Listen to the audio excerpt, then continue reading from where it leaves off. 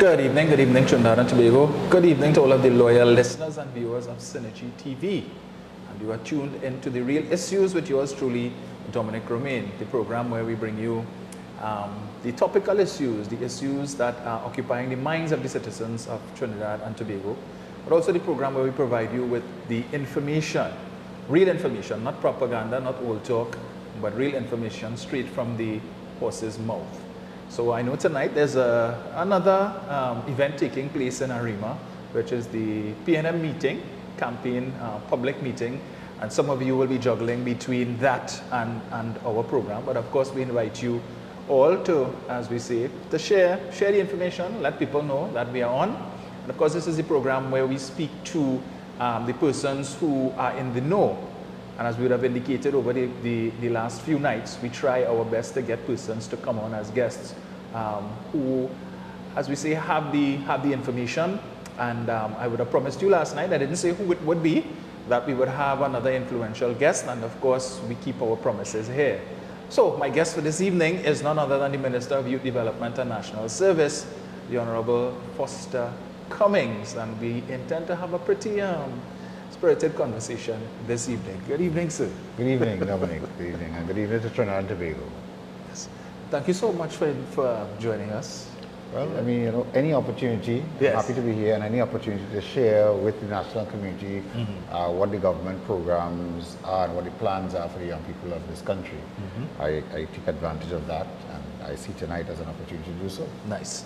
Yeah. So, Minister, I think you lead one of the more influential ministries in terms of providing deliverables to the youth, right? It's one of the newest ministries, and I think it's very innovative. But I want you to help us tonight dispel a narrative that is being pushed by the opposition that the PNM holds out nothing for the youth. PNM does nothing for black people. The PNM is only concerned about the 1%.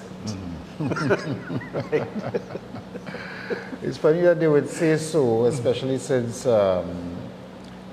during their tenure in government, I cannot point to any initiatives coming out from that government at the time that worked in a sustainable way towards development of young people. As a matter of fact, they were very instrumental in closing down a lot of the programs and projects that were put in place by the previous administration headed by Mr. Manning. And now, as we look at the development of our young people, and many people complain about youth and crime and youth being idle and so forth, the current Prime Minister saw it fit to establish a Ministry of Youth Development. It's the first time that we have a ministry specifically dedicated to the development of our young people. Right. And so the Ministry of Youth Development and National Service is a first-time ministry. But notwithstanding a first time, it has been tasked with putting a youth policy in place, introducing a national service program, and putting together a range of services and programs geared towards training and the development of our youth. So they have a wide range of options. So coming out of secondary school, whether you did well, whether you didn't do so well, you then have an opportunity to further sharpen your skills to enter the job market or to go into business, as the case may be. And or to further expand your education. And that is what the ministry has been doing. And we have quite a number of initiatives that we have launched so far that has all been very much oversubscribed. Right. What were some of the programs that the previous administration had shut down that was targeting you? Well, I mean, you know, the youth camp #1. Yes. Right? Historically, the youth camps have been there to offer technical vocational learning in a residential setting. Okay. And therefore, those at-risk youth, those youths who may have difficulties at home, may not be able to afford to go to school, travel to school. Some of them even have challenges with in terms of poor families who can't afford a proper meal sometimes. But what the residential camp did is it created that environment where you can get that support that you may not be getting at home or from the community, but you also get training in different areas that can allow you to then branch off into becoming a professional either in electrical, plumbing, carpentry, masonry, and different types of skills. Now we have added a whole other cadre of training opportunities to that. Right. So that's what they did. They closed down those camps, and now we have rebranded them Youth Apprenticeship and Development Centers as the residential ones, and we are going to reopen all that were closed down. We are going to, in Chagaramas, there was a camp there before. We are going to convert the Chagaramas Convention Center. It's a historical building, as you know. Yeah. We just celebrated 50 years as CARICOM. That is where the Chagaramas Declaration was signed. And now we're going to convert that into a place of learning for young people. Right. And I will take care of Port of Spain and West Trinidad, going in that direction. And we are also reopened the El Dorado Camp for Girls, which historically has been there, culinary arts, cosmetology, and all sorts of training for young women in a residential setting. That has been part of our history, and it worked well. When you remove these safety environment, when you no longer have these kind of safe spaces for young people to come and to develop themselves, then you have, you leave them open and vulnerable to being recruited by persons who have ill intentions, the gang members, the criminals. So we reopened that, and we have already awarded the contract for Chagaramas. Work is already apace at El Dorado. So what I'm saying here is not pie in the sky. These things are actually happening as we speak. In East Trinidad, we will construct a new facility at Waterfield, at the E-Tech Park in that area, and that has already gone out to tender, and we propose to move full speed ahead. That will take care of all of East Trinidad, and so midway on the East-West corridor, part will go to Chagaramas, part will go to Waterfield. Waterfield will cater for both sexes. El Dorado is strictly girls, and then we have Chagaramas for both sexes as well. Okay. In the central Trinidad, you would know of the Presto Youth Camp. We are as well refurbishing that, and we'll open that very soon. We're about 60% completed with the works, and that will be a boys' camp. Further south, you would know, of course, of Chatham Youth Camp. Yes. And again, work is apace there. We probably have 75% completed what we're doing there, and that facility would also accommodate boys only. But what we are also doing as a government is we are establishing a youth development agency by legislation that will go to Parliament sometime later this year. And that agency will be responsible for the management of all these youth facilities that we are putting in place. The youth camps. We also have non-residential centers, so there are people who are able to travel to and from, come and benefit from the same learning that they will get at the residential facility. We have 6 of them currently right now. They were all in a very poor state. St. James, Malik, there's one in Los Bajos, there's one in California, and we're refurbishing all of them. And they will also be run under the National Youth Development Agency, but in a non-residential setting. And we'll also be constructing a couple new facilities, one in La Joqueta, one in Malabar, one in Enterprise, one in San Fernando, and we're converting a facility in Point Fortin into a non-residential center that was formerly run by NASC, and there is one in Palo Seco that was formerly run by NASC. We also convert that because down in South Trinidad, where a lot of young people went into the refinery, worked after they left school, with the restructuring of that industry, we now would want to capture them and enhance their skills so that they can enter other industries and find work, as the case may be. Or, as I said earlier on, go into business. And that's what we've been doing in terms of the facilities that would have been abandoned before, that we are now bringing back on stream. So you don't have this large number of young persons out there and not too sure about what their options are. So as an MP myself, I encounter young persons on the street in my own constituency, and I'm now able to say to them, this is what the government has in place for you. You can be pointed in that direction. And the saying goes, you can lead a horse to water, but you can't force it to drink. So what are some of the strategies that will be put in place in order to recruit these young people? Well, it is all about making it attractive to them. Many of these programs come with a stipend attached. So for the young person who is unemployed or underemployed, might be concerned about the single parent, who might be concerned about, day-to-day living costs. Yes. They won't be paid a salary, but at least they get a stipend and they can cover their basic expenses. Right. And most of the training programs come with that. Okay. So, yes, we are in partnership with MIC, with NESC, with YTEP, as we expand the range of training. So the cost for the operation of these facilities will be less because we don't now have to go hire a teacher for every particular skill. Right. Because as we form partnerships with NESC and MIC and YTEP and these other existing agencies, we are able to, in some instances, take the students to their facilities and back to base, train in whatever program, and they get, of course, the certification. These agencies are already certified, and the partnership, of course, is working very well. Right. And what's the time frame of these programs? As in terms of the residential centers, the first one that will come on stream is El Dorado, because that is as the most far advanced, and there's already a committee in place putting the things in place for the operation of that particular facility.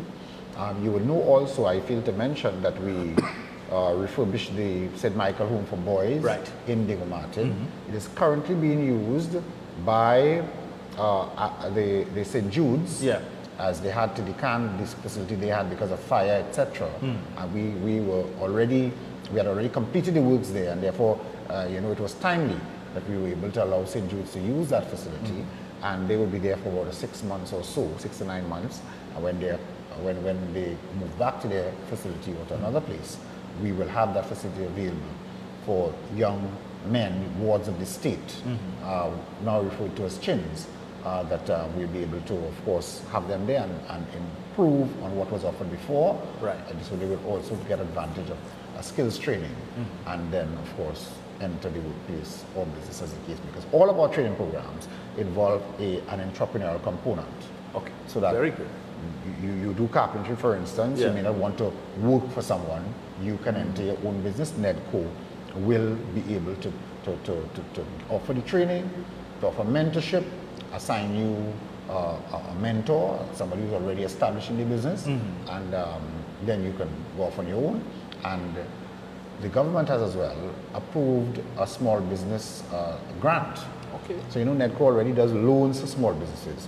We now have a grant program. So if you're a first-time starter and you need some capital, we will assist you doing your business plan, make you all the right connections and so forth, as well give you some capital, some seed capital, up to a maximum of $20,000. Okay. And government approved $24 million to go to that program last week, and therefore we annually will be able to treat with at least 1,000 young citizens who will be willing to go into business. Okay.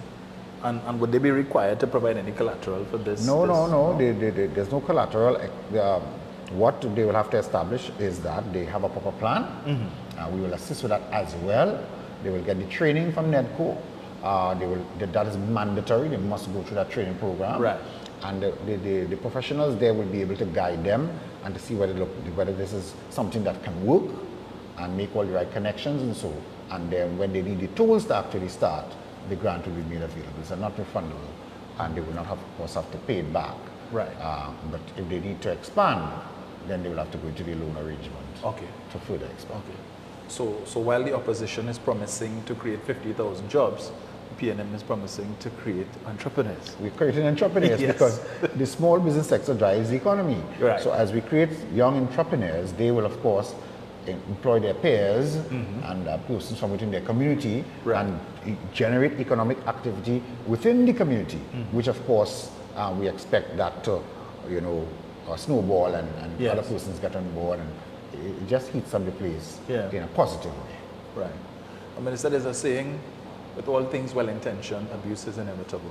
We saw what happened with live sport. It was supposed to be something to benefit the quote-unquote urban youth, and they were the least to benefit from that. And we saw people come in and it was a feeding frenzy. And there may be people out there asking, so what safeguards are there in place to ensure that we don't have a repeat? Firstly, you need proper planning and organization in anything that you do. And we started off by the development of a national youth policy. Right. You see, many times people just pull things out of the sky. and light sport may very well have been one of those. And if you don't have proper planning in place, those things will happen. Yeah. So the first thing we did is put together a national youth policy.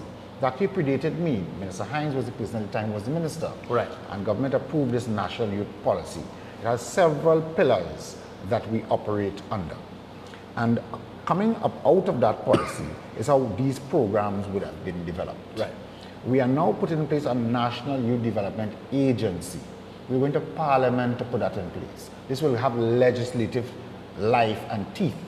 And the intention is that we'll have that umbrella organization that will be able to recruit the necessary professionals to make sure that this thing stays on track and it targets the group that we intend, which is not only the at-risk youth. It is all youth. As a matter of fact, we have different training programs that appeal to people who may not be considered at-risk youth. Right. It is for all young persons.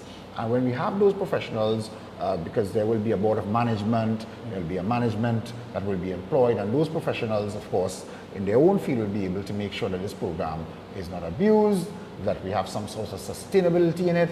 So for the long run, the program will be here today, tomorrow, and in the future, and that we would not return to that kind of mismanagement that would have occurred in the past. Yeah. Yeah. What are some of the courses that that would be offered at these? Well, I can share with you, while we are, you know, somebody said while the horse is growing, well, Yes. the grass is growing, Yes. the horse is starting to. Yes. That's right. So while we are putting the physical infrastructure plants in place, various campuses around, the ministry has designed some training programs to keep the young people and to hype them and to get them ready for what we are going to roll out. Now, there is a curriculum committee in place currently, it's headed by former Minister of Education, Mr. Anthony Garcia, and they are putting in place the program for what the curriculum will be, the various offerings at the different agencies. In the meantime, however, we have several programs of the ministry, all of which have been oversubscribed, as I mentioned earlier. There's one called the Music Production and Life Skills Training Program called Amplify. And we train 100 persons every year. We already graduated 97 young persons out of that program. And we currently have an enrollment of 100. And this program is being done in collaboration with the NESC Institute. And the Amplify program is for persons who wish to work as professionals in a studio. As a matter of fact, some of them might be able to come and work at Synergy, right? Start a professional studio, operate digital multi-track recorders and that sort of thing. This has sparked a lot of interest, and we see a lot of the persons who take in this program wanting to get into business, and therefore we get them involved with NEDCO to take them on as soon as they come out of this training program, to get them involved in entrepreneurial training and development. So a very popular program of the ministry. We just graduated this week persons in a national leadership training program, because of course we want to train the leaders of the future. And in conjunction with the University of the West Indies, we have been training another 100 persons per year with leadership skills and of course preparing them for leadership positions in the future. Right. And that program has also been very successful, and they receive a certificate of participation from the University of the West Indies. There is project, I mean, we can spend quite a few hours here talking about these programs. They're quite a lot. I mean, there are young people listening. There's Project Trending. It's a 7-week course for small business owners and budding entrepreneurs. And it equips them with practical knowledge and insights into how do you use social media to market and expand your business. And of course, there are some people who run a business that is strictly operated, no block and mortar, just through social media. Right. You can buy your clothes, you can, so that this program, of course, another 100 persons, currently we have 120 enrolled actually, I'm just checking here. And we already graduated a previous cohort, and it is another program that the young people are very interested in, because as you know, social media is where the young people are. A very interesting program. You would know that in the construction sector, there has been a shortage of skilled persons to operate heavy equipment. Backhoes, bulldozers, excavators, skid steers, forklift, Yeah. We have been running a program called All Set, and All Set is designed, we run it in conjunction with NASC, to train persons to operate a dump truck and all the other equipment that I spoke of earlier. Right. And of course, a very successful program. Training and certification in the operation of heavy machinery. And there might be some persons who have an idea of how to operate it. They may have been doing a little thing, but now you have the certification so that you can be employed in the industry. You can move up the islands, you can go internationally, you can start your own business, you can go borrow from the bank or from Nedco and buy a piece of equipment and start your own small business. Yeah. And that is what this All Set program is all about. Bridging success. This program you'll be very interested in hearing about, Dominic. You know that a lot of young people who come out of secondary school without their first certificate. Yeah. And then they wonder, well, what am I going to do now? They either end up working in the fast food industry, Yes. or in the retail industry, or the construction sector as laborers, and they never think about going back to school. Yeah. We want to capture some of those young persons. So Bridging Success is a program that was designed by UTT in conjunction with MYDNS, is the Ministry of Youth Development and National Service. And what it does is those persons who fall in the category I just explained, they left school with 2 or 3 subjects, and you just never bothered to go back. This program will allow you to pursue the certificate at UTT. And on completion of that successfully, you'll be able to matriculate into a diploma or degree program. Right? Right. So it's adult learning. Okay. Right? Right. So we pull you back. Come, let's get you all skilled up and get you out there to earn a better income. Yeah. Well, as well, very much oversubscribed. We have 150 young persons in the program right now, and annually we're going to train 150 young persons in that program. When they finish, it's not only UTT, they'll be able to go to UWI, USC, right? It's a recognized certificate program. So how many have called so far? You see how many programs we have? I tell you Yes. we have, okay. So I'll probably have to find this program, probably 5 hours tonight, right? You asked me to share the program? Share the I'll share the programs with you. because Right? I'm sure our listening public has no idea about a lot of these. Good. So Project Drive is another program we have in conjunction with NASC. It's a skills training program, preventative maintenance and diagnostic training with the repair in the automotive industry, both mechanical and electrical malfunctions, and they are trained and look at areas of the braking system, suspension, steering system, electrical fundamental, scan tools, and so forth. And Project Drive is designed to promote employability and entrepreneurship through technical and vocational training, but specifically for the automotive service industry. Right. So what are we doing? We're introducing more mechanics into the system. Yeah. And highly trained. Because we have a lot of new vehicles now. Logo, there's a carburetor, and etc. etc. Yes, yeah. Man with the spanner and the screwdriver. No. Now you know that these motor cars Hybrids come, and hybrids electronic. come with highly electronic. So now we have to train persons to be able to service these hybrid type of vehicles and these electronic vehicles, etc. That is what we're doing. We currently have 100 young persons. They started in April of this year. And annually we're going to train 100 of these young persons. So as you buy your fancy motor car, and as the industry improves and technology improves and expands, we will be able to train persons to service your vehicles. Right. Right? But then, Minister, some of these car dealerships might be upset with you. Well, they might be happy with us as well because we're helping them. Correct. Yeah. Less breakdowns, right? Preventative maintenance and so forth. CRISP. What is CRISP? CRISP is another program with NASC that we're doing, and it is designed to treat with air conditioning and refrigeration, domestic refrigeration, automotive and electrical, HVAC maintenance, etc. Another highly subscribed program. We currently have 100 young persons, and the good thing about these programs is it doesn't discriminate male or female. I've gone to the launch of the cohort for this program, and both young men and women involved. Right.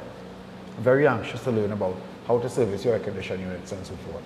And what in fact we are doing is aggressively injecting into the economy and into the system more trained professionals, so that when you need service for whatever area, you have a wide range from which to choose.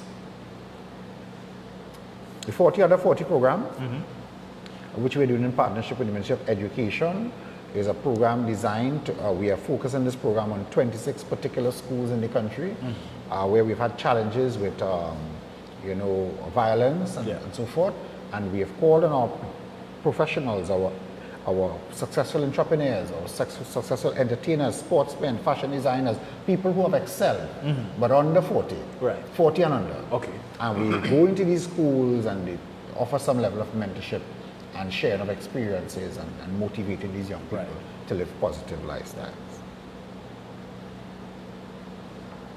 Well, you can have all of these programs, and a lot of people may not know about them. Yes. So some people in the public may be hearing about this for the first time. As am I. So what we are doing is we have developed a youth career and education caravan. And the caravan is, in fact, a caravan. We go from community to community, armed with all of the information I've been sharing here. But in addition to that information, other ministries and state agencies and people from the private sector who have in place programs for the training and upskilling of young people, programs that will lead them to new career, employment, training opportunities, etc. And we go into these communities and share these programs with the young people face to face. We have been to the VII. We have been to Point Fortin. We have been to Diego Martin. We have been to Morva.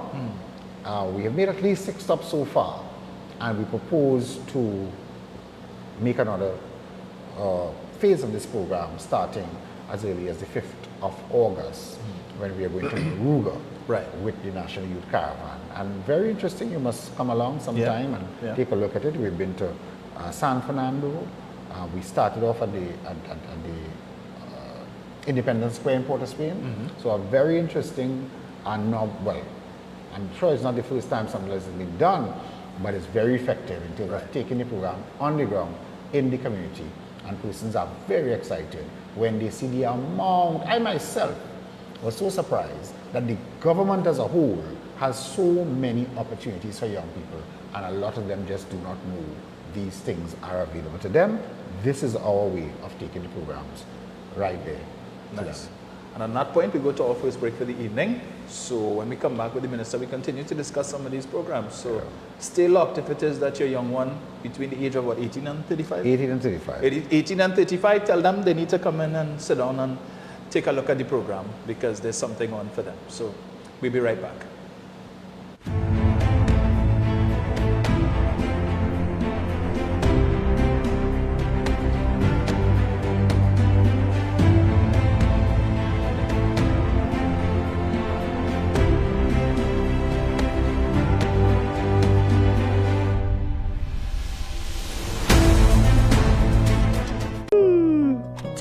Wasting precious time at the bank applying for a loan, only to be denied? We understand your frustration.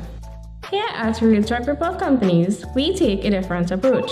Contact Saeed, Managing Director of Realtor Group of Companies and licensed moneylender at 238-6716, 242-7690 or 339-1670.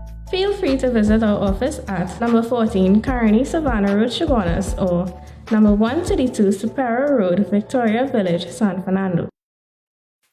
Attention all bakers, doubles vendors, roti makers. Try Chic Leisha high quality, unbleached, bromate free, all purpose and whole wheat flour. Bleached flour and bromate flour is treated with chemicals that can cause cancer, and this is banned in Europe and many other countries. Chic Leisha flour offers a healthier option, being that it's unbleached and bromate free. It also has a finer grain and a softer texture, lower priced and conveniently packaged in 2 pound, 2 kg, 10 kg and 25 kg bags. Available at groceries and supermarkets. For wholesale and retail prices, contact Chic Leisha Limited at 665-3336 or 480-8715 or visit them at Warrenville, Canupia. Chic Leisha Limited. Quality you can trust.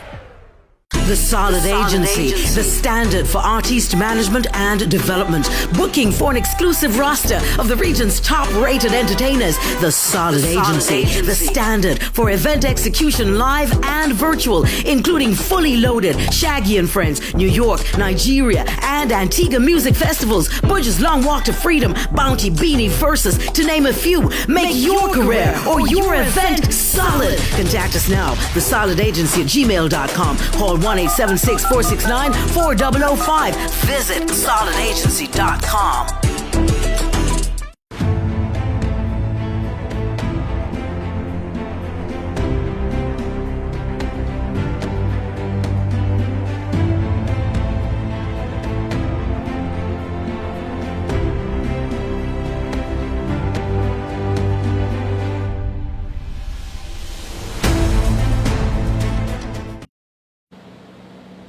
Welcome back to The Real Issues with Dominic Romain. If you're just joining us, you would have missed out a treat in the first half hour of this evening's program. I have as my guest this evening the Minister of Youth Development and National Service, none other than Foster Cummings, and he would have carried us through several of the program offerings that his ministry currently has for the youth of Trinidad and Tobago. So this evening he's dispelling the myth, the notion that the current administration has nothing in place for the young people. So again, we encourage you, if it is that you have any young person inside in your home between the ages of 18 and 35 who would qualify for these programs, please tell them to tune in. So Minister, Yes. over to you. Well, I spent some time speaking about some of the programs. I want to speak a bit now about our Youth in Agriculture initiatives. And we have a department in the ministry that focuses on youth in agriculture. As a matter of fact, that's what it's called, Youth in Agriculture. Right. And when we came up with this initiative, we were not certain or sure that young persons would be interested in this particular industry, because of course there's this myth that agriculture, is older people, people don't want to work the land, etc., etc. But we said, look, let's try this. We collaborated with the Ministry of Agriculture here. We also paid a visit to Guyana, where we looked at some of the initiatives there, and we then decided to launch some of our programs. I will start with, of course, the Youth Agricultural Homestead Program, one of the more popular programs of the ministry and the government. And what is this program about? The program is to train I should say, by the way, that our intention is to introduce 1,500 new farmers to Trinidad and Tobago by 2025. In the Homestead Program, what is the Homestead Program about? We have two components. We have a full-time program and a part-time program. Each of them annually taking in an intake of 200 participants. Right. We have already, in terms of the first cohort, they have moved on to the year 2 of the program. So it's a training program we run in conjunction with UTT. Because everything we do, we make sure that there is some certification associated with it. Right. So that you can move up, you can further your training, you can be more marketable. And the Homestead Program, in addition to the training you will receive from UTT to get a certificate, as a 2-year certificate program, 1 year theory, the second year practical on the lands. Right. Currently, the first cohort is assigned to an existing farmer doing their internship. Right. When they have completed this successfully, we'll then give them 2 acres of fertile land with the infrastructure in already, accessible roads, water, electricity. We will also assist with the clearing of the lands, with the plowing and the rotivating and banking, etc., for those who are doing traditional farming. Right. And the government will also give them a starter home on the land. So they're getting 2 acres of land with a starter home. And because of course you want homesteads, you want them to live and farm at the same location. That helps with the predial larceny and all of that current farmers experiencing. Right. And we will also give these young farmers a grant of $20,000, non-refundable. You don't need to pay it back. What they need to do is to get on the lands and plant. We'll do the soil testing for them, advise them on what are the best crops that they can plant. We'll provide them with some planting material. We have, in conjunction with NAMDEFCO, who will guide them on what they should get involved in, how they can market their produce. Right. We have the ADB on board that will assist them if they need further funding other than what we can give them. And on each of these estates, we will have an agro-processing facility that they can add value to their crops to give it more shelf life and so forth, and to make it more marketable. And that is the program. Every time we advertise this program, of course, we heavily oversubscribed. We currently have, as I said, the first cohort of 200 that are now in their internship in the second year. We have a part-time cohort that is way into their first year, and we are now taking on the second full-time cohort of another 200 persons. Right. So roughly covering about 600 persons so far. And this program, in addition to the other programs we're doing, will give us a total of 1,500 new farmers. Okay. We're excited about this program, Dominic. And what areas of the country would they be located? We currently have 3 areas that we have started work on. In Chatham, we have a 450-acre estate, the former Chatham Dairy Farm. Right. That we are going to get at least 100 and something of those lots after you leave out open spaces and roads and these things. And we're also doing an estate in Talparo, which is about 200 and something acres. And we have in Princess Town an estate that is about 800 acres that we're also developing. Right. So that is what we're doing right now. And of course, where we have other state land that is idle, that we want to, that we feel we can get into agricultural production, we will add as the need comes along. Any intention to incorporate the previous mega farms that the Manning administration would have? No, this program does not involve mega farm. It's strictly homestead. Right. And it's 2 acres per farmer. Okay. I imagine in the future, as they develop and they expand their business, they'll be able to get access to lands as the National Development Program allows. And is this limited to crop farming, or can they go into animal? No, they can go into is both, Right. Both crops and animals, and so poultry, dairy. The training covers all these areas, Right. Because we utilize the former ECIAF, what is known as ECIAF in Centeno. Yes. That's where the training is being done, and therefore they're exposed to all of these different types, and in addition to the modern techniques of hydroponics and all of these sort of modern techniques. For the benefit of supporters of the opposition who may be listening, just to clarify, a party card is not required. Oh no, we don't. No. You just need to be a citizen. What you need is citizenship. Right. So once you're a citizen of Trinidad and Tobago, it doesn't matter where you're from. Right. You have access to these programs. Okay. Of course, you have to apply. If you don't apply, we can't consider you. Yeah. So to be considered, you have to apply. Cabinet has appointed a committee. There's an evaluation criteria. There's a cabinet-appointed committee that will evaluate these applications, and of course, the final persons will be selected. You must demonstrate some interest in agriculture, and if we are going to build into this program that we have built into the program that you cannot get these lands and then change the use to anything else. It is strictly agriculture. So when whatever point in time you decide, well, I no longer want to be in agriculture, it's not like you can go and open a scrap iron yard or a mechanic shop or a parlor. Right. No. It's strictly for agriculture, and therefore, if you're no longer interested, there are beneficiaries receiving the training coming up the road.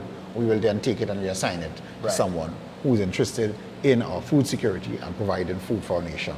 And that is what we're about. So it's going to contribute to diversification. Of course, definitely, definitely. We need to produce more food. You know, we import a lot of food, and we have some lands. We don't have as much land as other countries, but we have quite a lot of land that we can put into active cultivation. It's just there idle right now. Right. Squatters going on it and all these things. So we're putting it into active use. In Mayo, we have a community project there in collaboration with TCL, where TCL has donated an acreage, I think it's about 80 acres, Right. for 40 young persons from the community. So this is another program, and it is intended that, it's 40 acres, sorry. They have donated 40 acres of lands in the Mayo community to facilitate 40 small-scale farming operations, so they'll get 1 acre. Right. And this is for residents of Mayo. Mayo is an area that TCL operates out of. Okay. And therefore TCL, we are very happy that they came on board to partner with the ministry for programs such as this. And they've already assigned the 40 selected through a process, the 40 persons from Mayo who will benefit from this program. Okay. Also under the agricultural initiative is a shade house program. I mentioned to you before we went to Guyana. Yes. The Prime Minister went first, he saw a program, he was quite impressed by it. A team from the Ministry of Agriculture and the Ministry of Youth visited thereafter. We looked at the shade house program, we thought it to be something we should do here because we import a lot of vegetables, high-end vegetables, the carrot, the broccoli, and those types of things. Yes. And we have entered into partnership with UWI, and we are training annually 100 persons in shade house production.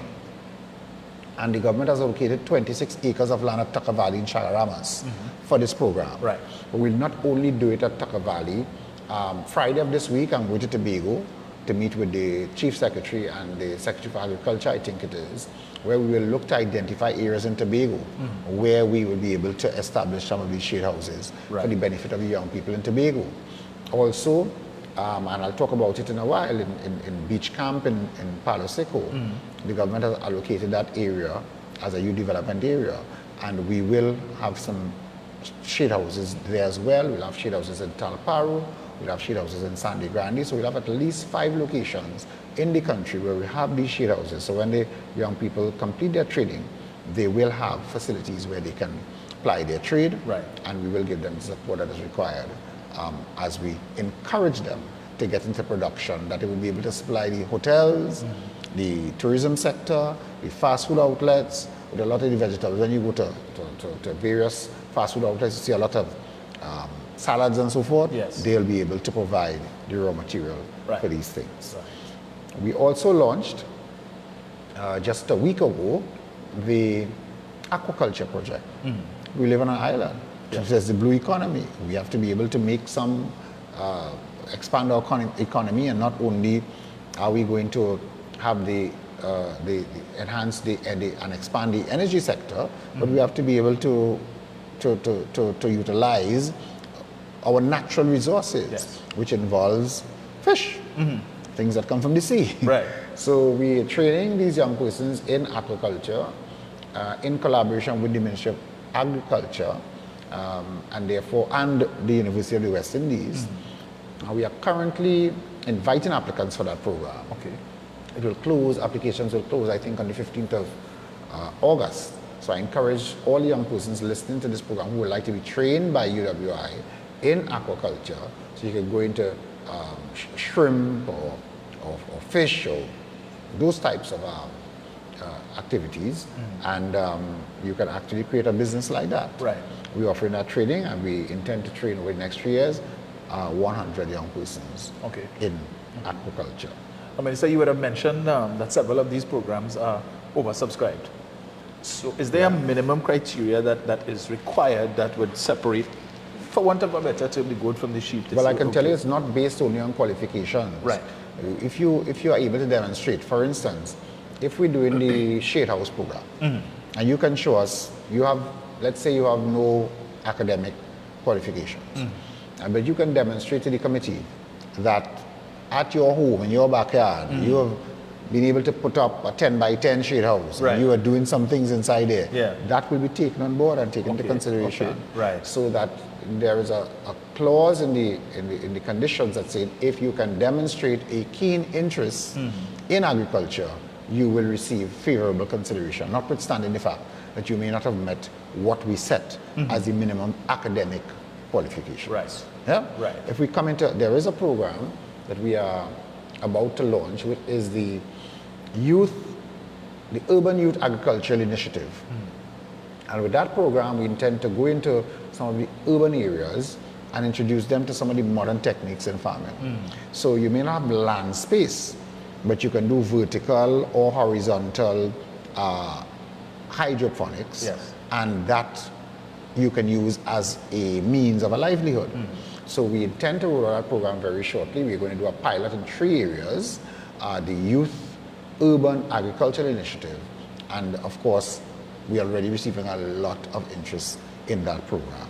And that is those 4 programs I've mentioned constitute our Youth in Agriculture initiative. I can also tell you that Cabinet recently approved the modernization and upgrade of the UTT Ekiaf campus. So of course this campus was constructed somewhere in the 60s or somewhere around there. Right. And of course, with time, it has, of course, it requires some upgrade and to bring some of the techniques into the modern age. Right. And Cabinet has approved because of our seriousness about the agricultural sector and our youth in agriculture initiatives, to upgrade that campus. And we expect that we will get on with that work. Right. Sometime. Yeah.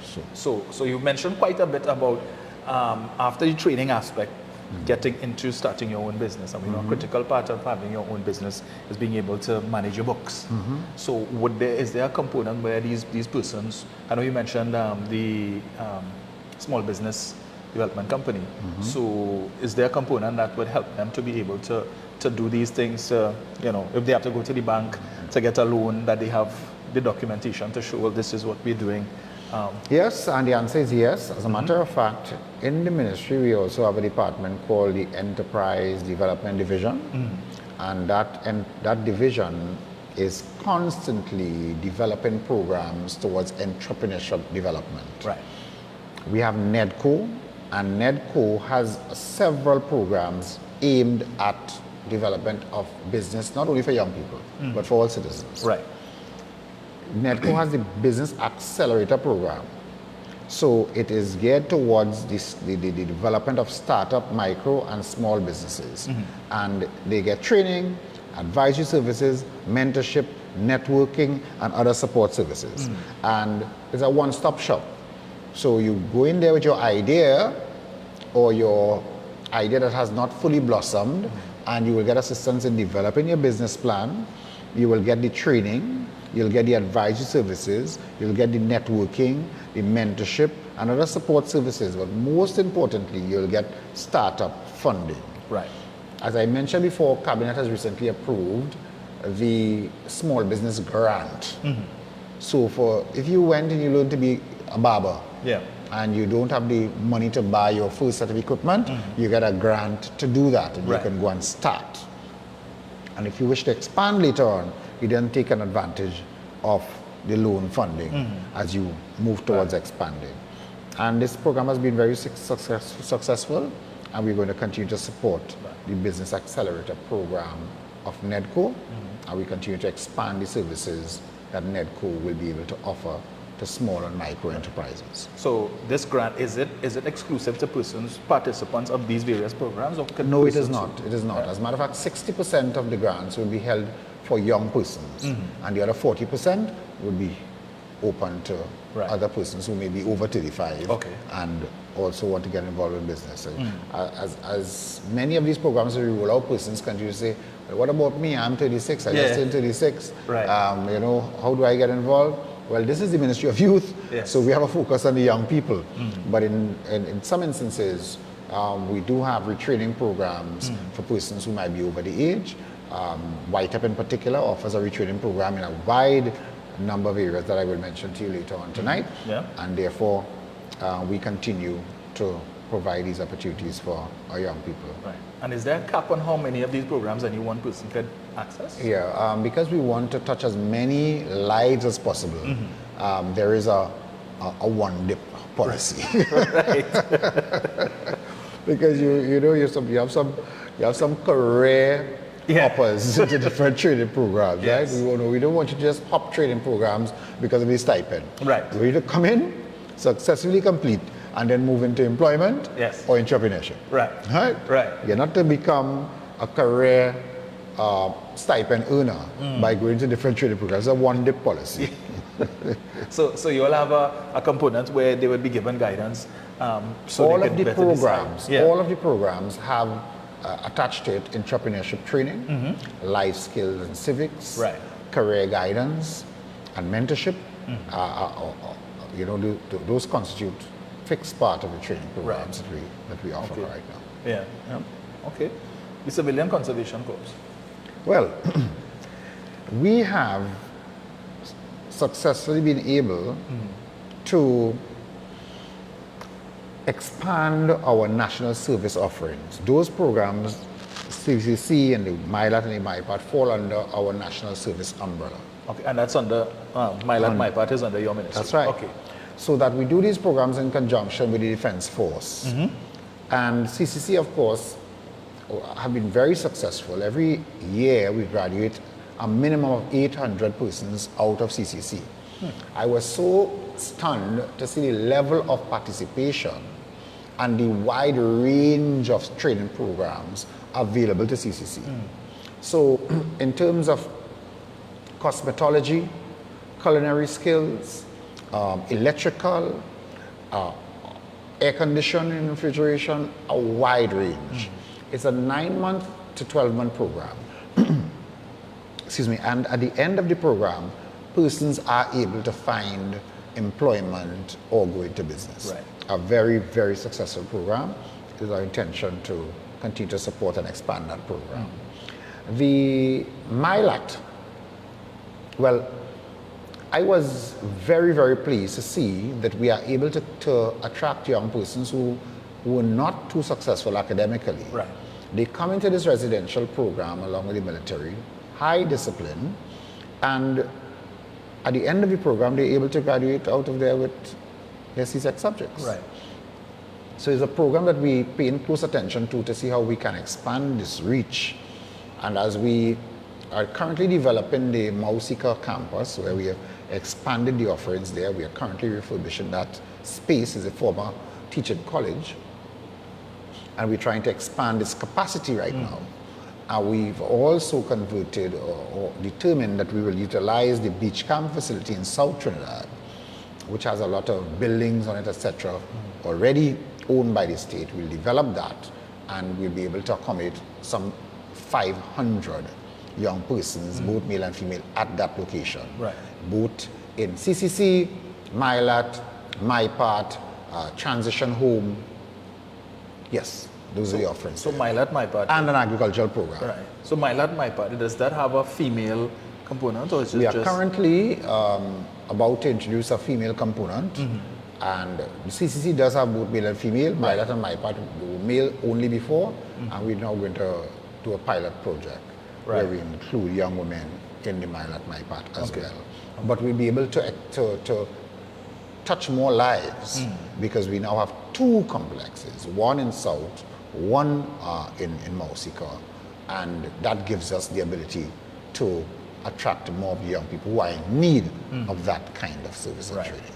So the young people who pass through MyLat, MyPart, does that give them an advantage should they decide they want to join the Army or the Coast Guard? Or, well, that seems to have been an attraction to the program, yes. But there is no guarantee of that. Right.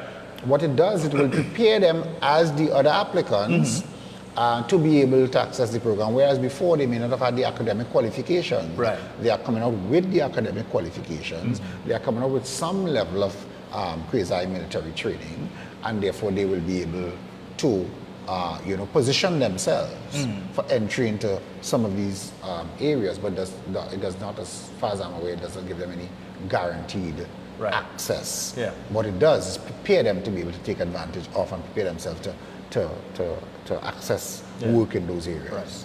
And I think certainly, Minister, there's a large cohort of persons who need these programs, because I noticed for the last couple of days, I think the prisons have been doing some recruitment, and every morning I'm coming on, I see a long line of cars on both sides of the and you can be sure that some of the applicants there are beneficiaries of our program. Right.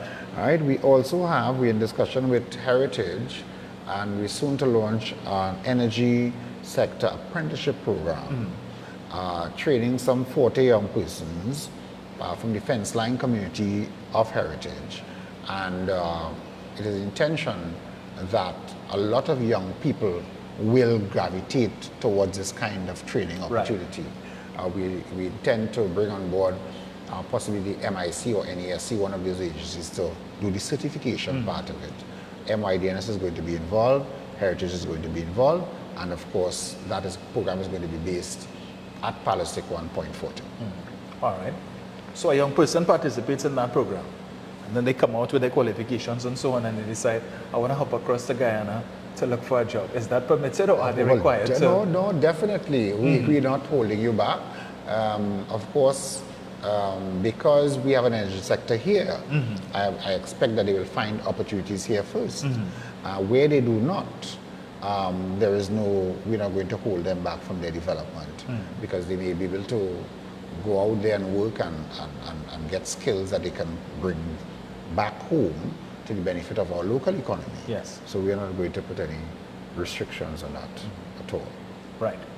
And with respect to the Homestead program, how do you respond to the claims of the opposition that it's an attempt by the PNM to vote apart?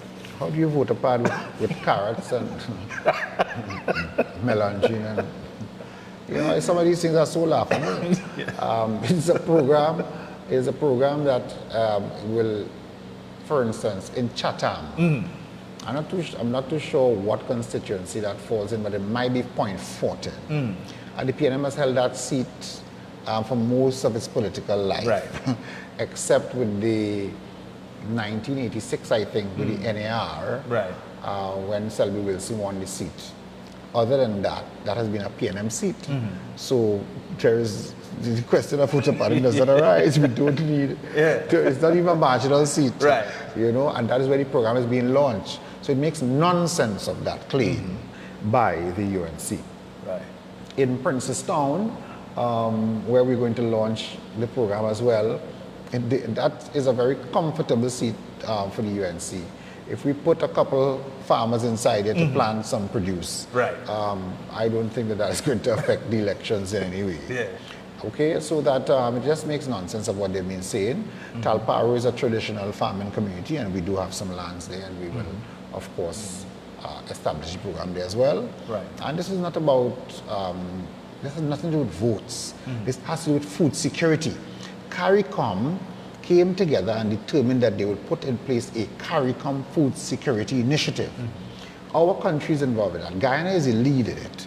And we have been working together collaboratively to make sure that we can produce more food locally and regionally and have partnerships for agro-processing, sharing of the Guyanese government has shared with us for our rice industry here, paddy from Guyana that recently we received. Our coconut here was experiencing lethal yellowing, and the Guyanese don't have that issue. We were able to get coconut plants from Guyana. I think it's some 5,000 coconut plants or some large number like that to help revamp our industry here. I mean, you listen to the UNC and they can't come up with any good ideas, but we are working. That's what the country elected us to do. So we are going to revamp the rice industry, the agriculture, the coconut as well, plantations, and we're just going to do all that we can to help increase our food production, and that is what we're focused on. And I really have no time to focus on the UNC and their foolishness. I try to remain focused. Even when they try to make me an issue, I've been very focused on what I have been elected to do. Which is, of course, to serve the people of Trinidad and Tobago and to do all that we can to improve the lives of not only our young people, all of our people, but with particular emphasis on our young people who are the future of this country, and that is my focus. Excellent.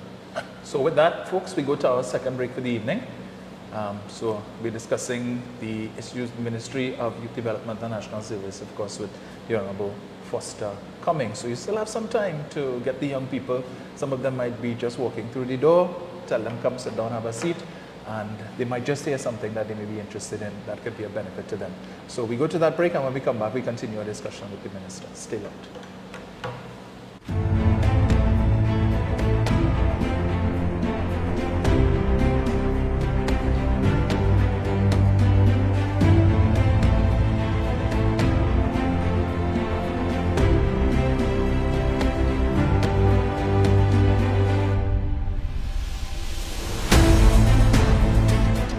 My parents' generation grew up with Royal Castle from the first restaurant in 1968 when that distinctive, tempting aroma hit the air. Like never before, fried chicken with a special blend of local seasonings and a one-of-a-kind flavor down to the bone.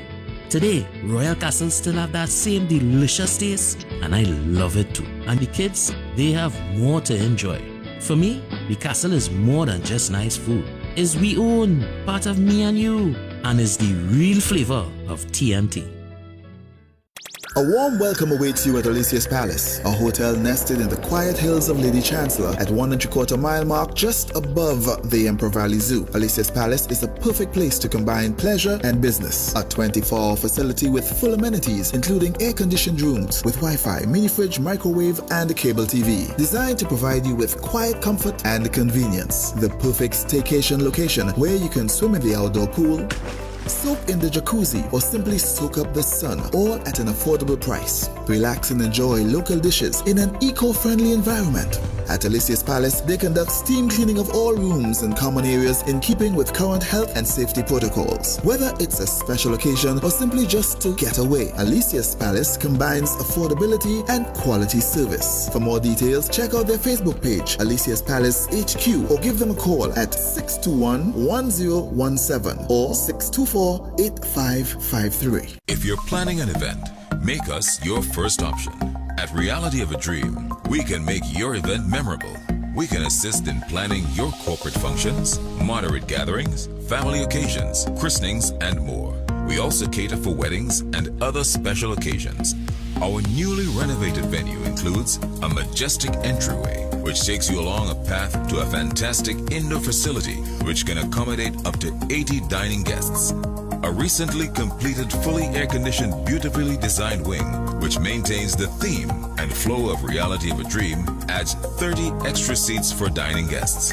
In total, we can now seat a total of 110 dining guests. Come see for yourself the splendor that awaits you. Walk along the path and make your way to the breathtaking, well-maintained swimming pool and gazebo, and also the entire grounds of Reality of a Dream. We've also updated the Dream Suite, which comes with all modern conveniences, where guests can enjoy the feeling of an exquisite retreat overlooking the entire area. Reality of a Dream caters to professional events. We provide secured parking for guests, so call us at 332-6880 and ask for Harriet, located at number 15 Moses Avenue, San Juan. Reality of a Dream, making dreams come true every day.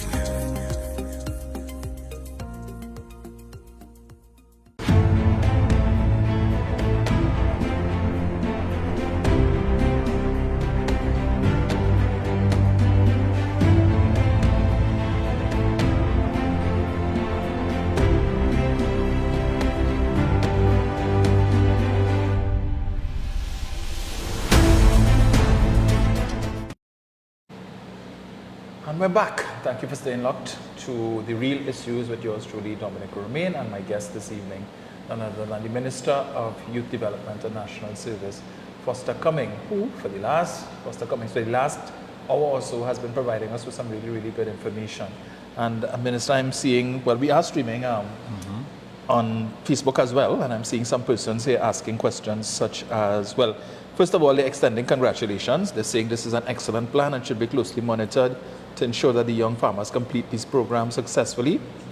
Someone else is saying that the PNM is known for development of people by the many programs they offer to a young population. Great job done by you, sir, and for your dedication and hard work. But a couple of people are asking, are there any specific programs targeted to women, females? Well, all of the programs that we do are targeted to, as a matter of fact, the agricultural program in particular, there's a weighting score, right? And part of the policy includes the single mothers and giving single mothers an opportunity to enter this program. Right. So that, that I know is part of the policy. But you know, I mentioned the El Dorado Apprenticeship Center before, which will be completely dedicated to our women. The Apprenticeship Center in Chagaramas is going to be co-ed. Right. And also the one at Wallerfield that is being constructed will also be co-ed. And all of the non-residential centers cater for both male and female. Okay. So we are going to be focusing on development of our young men and our young women as we move forward to these programs. I was speaking earlier about the Youth Development Agency of Trinidad and Tobago. Yes. And this agency, as I said, responsible for the management of all of our programs. It's the umbrella agency, because the intention is that we don't want anything to stand in the way of the efficiency that we want to attend to these programs. Right.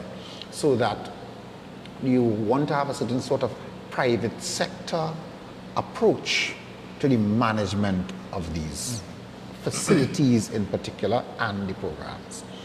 So the agency, as I said, will go to Parliament sometime later this year. The bill is already drafted, right, and going through all the stages of approval before it gets to the Parliament.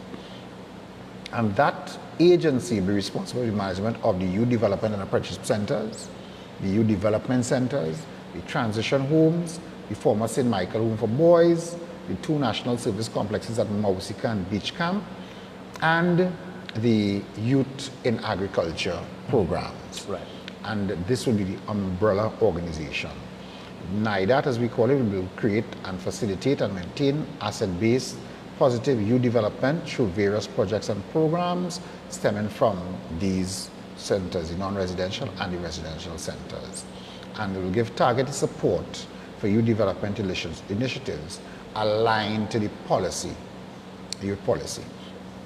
So that we look forward to the establishment of that agency, because I am convinced that that will be able to have some sort of sustainability to make sure that in the future, yes, we have set into our system an agency dedicated to youth development. Right. And that is the intention here. And because we want to make sure that we alleviate poverty, promote youth employment and entrepreneurship. And, you know, people, when we look at the media sometimes, we could go away with the idea that our young people are only involved in negative activities, yes, when that is not the fact. So our intention is to reduce substance abuse, combat young people getting into crime, treat with the issues of delinquency, and some level of, in some areas, what people might describe as hopelessness among some of our young people. So we're very excited about what we're doing as a government, right, for youth development and what we are going to put in place, right, as opportunities for them in a very organized way. So you don't end up with problems of the past that you would have mentioned earlier. Yes. On. Yes? Yes. Now, Minister, there may be persons who are inclined towards the culinary arts. Any intention of incorporating the OTT HTI facility to maybe accommodate that? Well, 2 of our institutions will be focusing on the culinary arts and preparing persons for the hotel industry. As you know, the Ministry of Tourism is actively involved with Royal Caribbean, yes, and other shipping lines in terms of providing employment for some of our young people. And we also have a responsibility to offer training for that industry, so that the El Dorado location will have a focus on the culinary arts and cosmetology, etc. And the camp at Chagaramas will also have that focus, right, and also a focus on the marine industry. So those are 2, not that they will be restricted to that only, right, but there will be that focus. Okay. While in South, there will be heavy emphasis on agriculture and energy, and in Central, technical vocational skills and agriculture. So different campuses will focus on different areas as their core offering. Does not say that they will not offer training in the other areas. Right.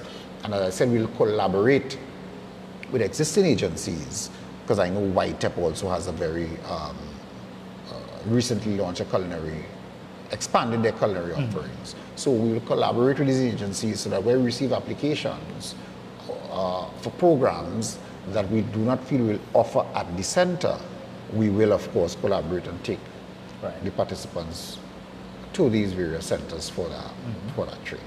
Right. So, and with all of these agricultural programs, right? So, of course, we're not going to just focus on, so you plant your crops and then you take it to the market and you sell it, because there is definitely a market for agro-processing. Oh yes, so, at the homesteads, we will be having at each homestead some level of agro-processing taking place to encourage, of course, our farmers to be able to supply the demand in some of the in the hotel industry, Yes. for the fast food, Right. as well as some of the supermarket chains and so, so that where there's some level of import taking place, we'll be able to reduce that and provide that market for them, but also to get involved in export to the region and internationally. Right. So there's going to be that value-added component. Right. We also have the Moruga Agro Processing Facility, and therefore that is a facility that will also we will also make use of. The government has planned to establish a farm school at Moruga. Okay. We're currently in the planning stages of that. We have identified the lands, and we have identified the state agency that will start the drawing up the plans and so forth for the new Moruga Farm School. So at the end of well, I wouldn't say at the end of our program, but certainly in the near future, we will have 2 farm schools in the country, the one at Centeno now and one in Moruga that we will establish. Right.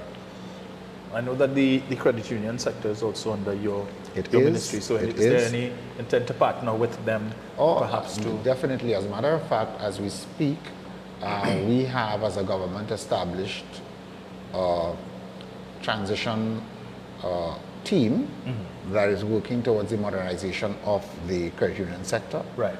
And that team is also looking at the legislation governing credit unions and, well, both financial and non-financial cooperatives.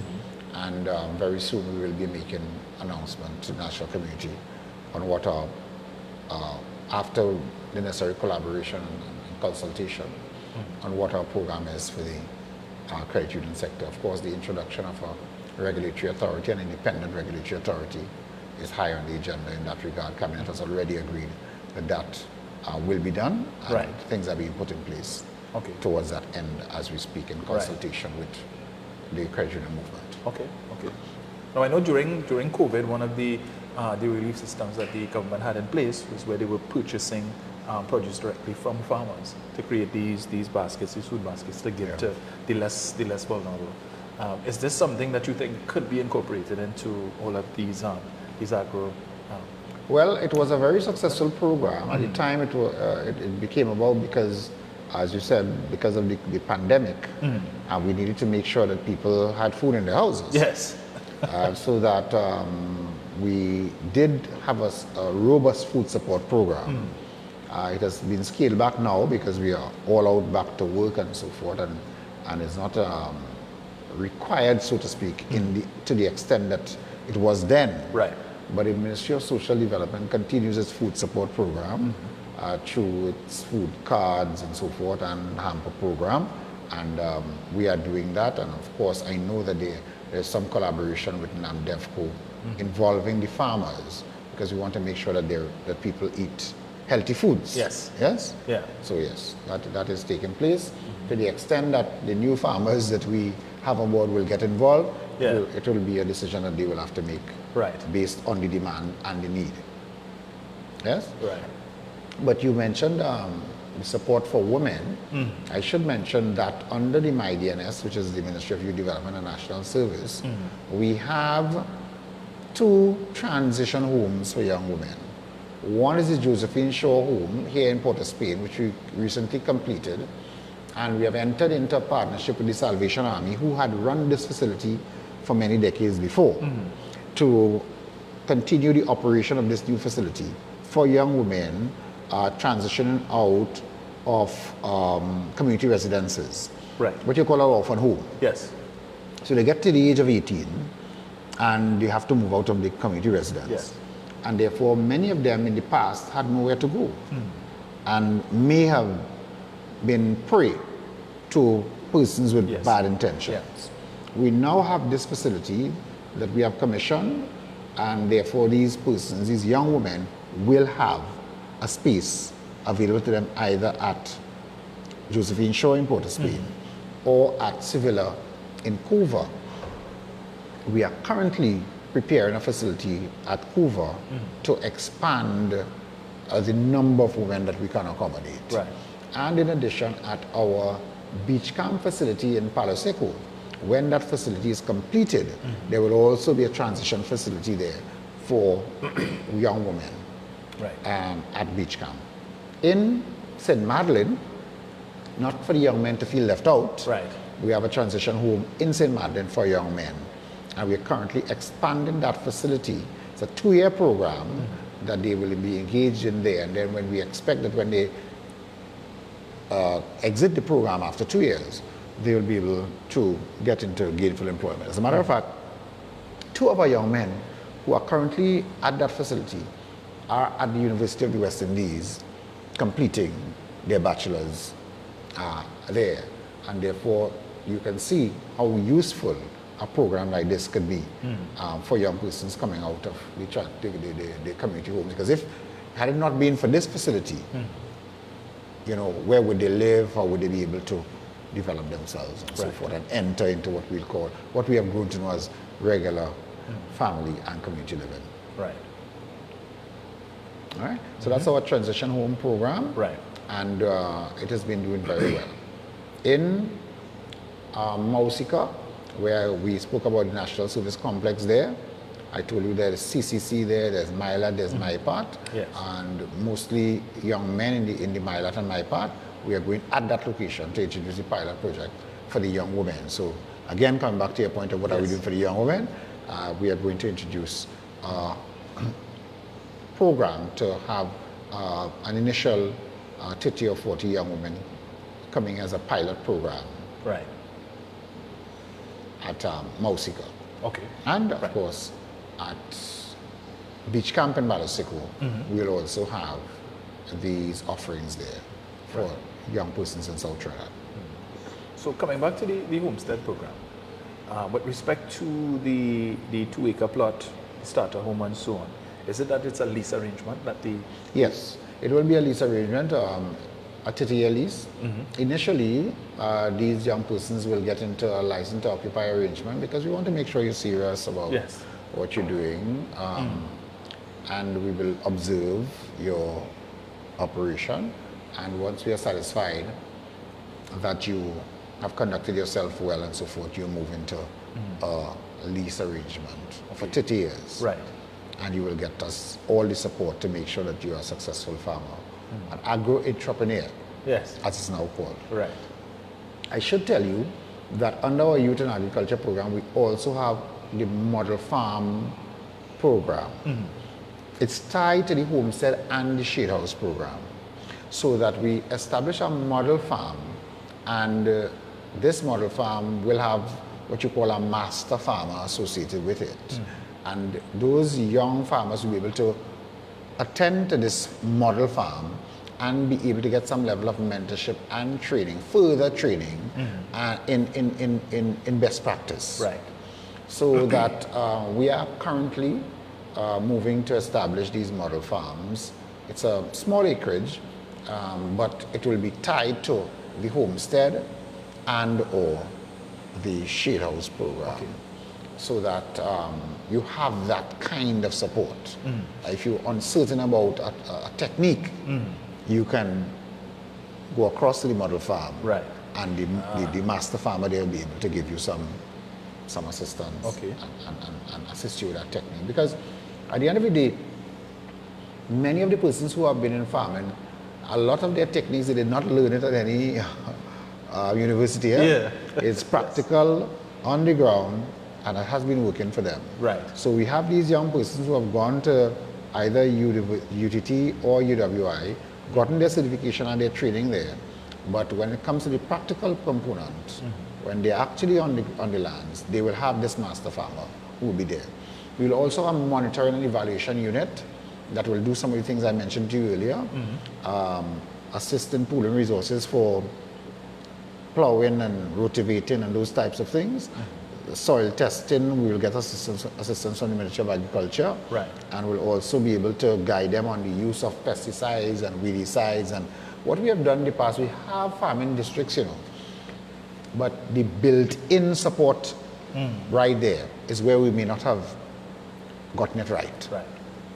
So the ministry is currently embarking on a service level agreement with the Ministry of Agriculture to provide all the extension services that will be required for these farmers, who will all become registered farmers, because they will have the land, they will do the cultivation, they can then get their, what is called a farmer's badge, and all of the benefits associated with registered farmers in this country will be available to them.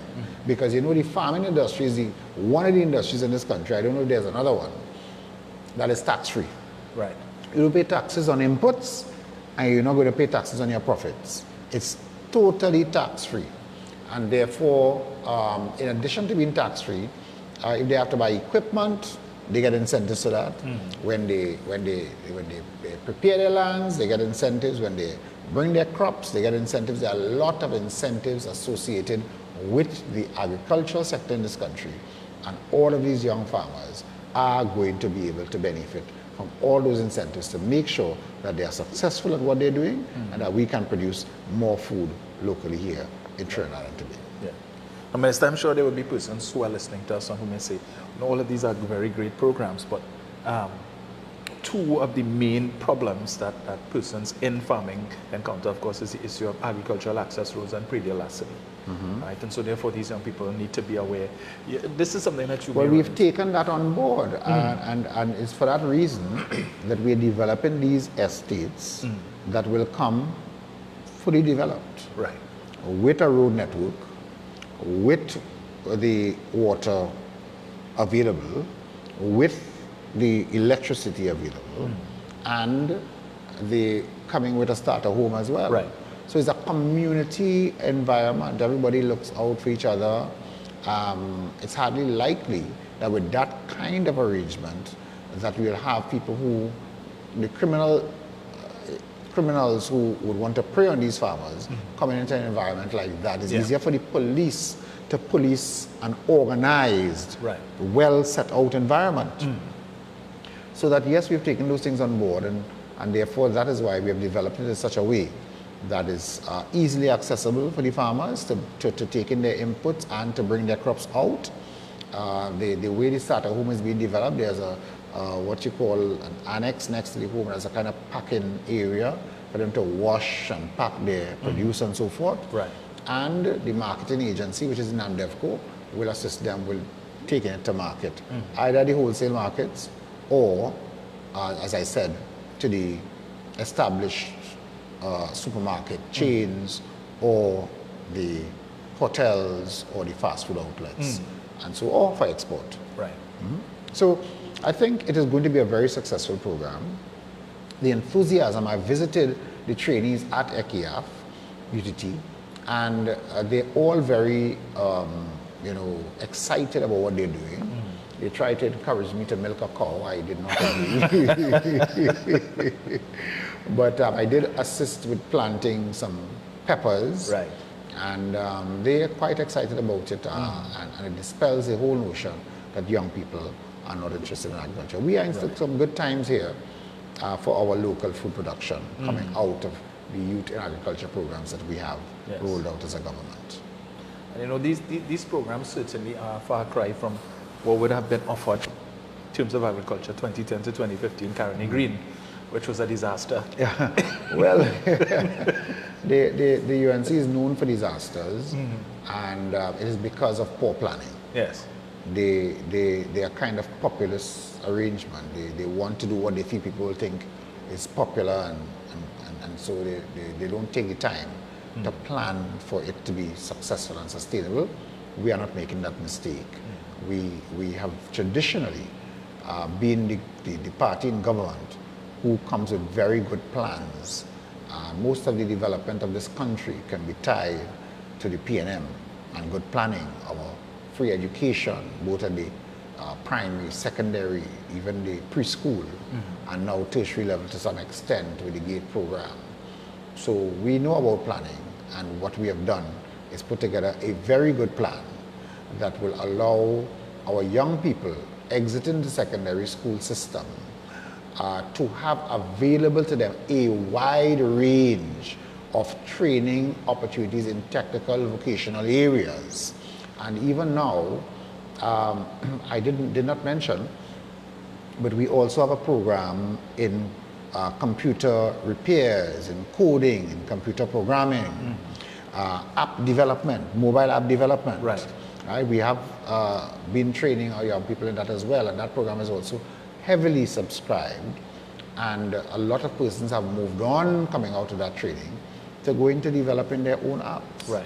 So you can find that service. Graphic design, we also have a program in that area. I mean, at the Ministry of Youth Development, we have a number and wide range of programs for young people.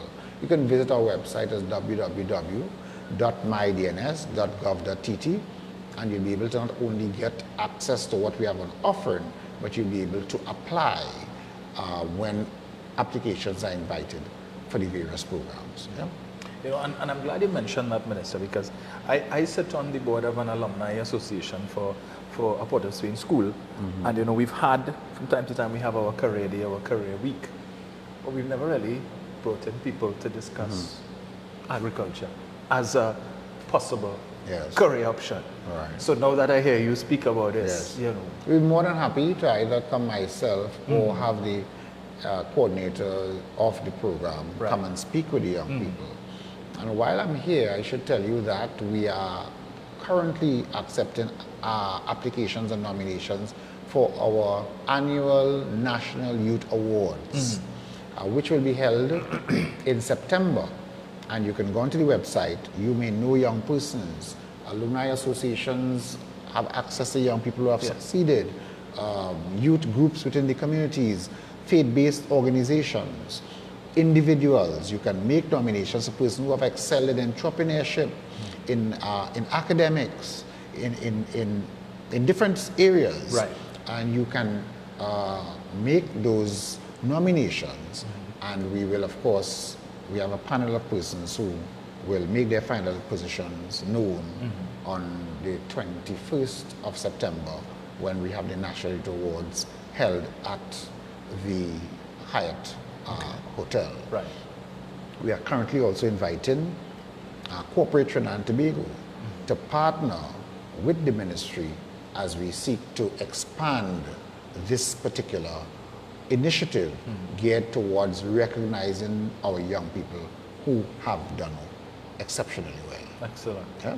And we showcase them to the national community, but as well to the regional and international community. Okay. Yes. The Commonwealth has some time ago declared 2023 the Year of the Youth, International Year of the Youth, and in so doing, we have rolled out a number of programs and branded a number of our programs in recognition of this International Year of the Youth, and we look forward to showcasing those programs to Trinidad and Tobago in not too distant future.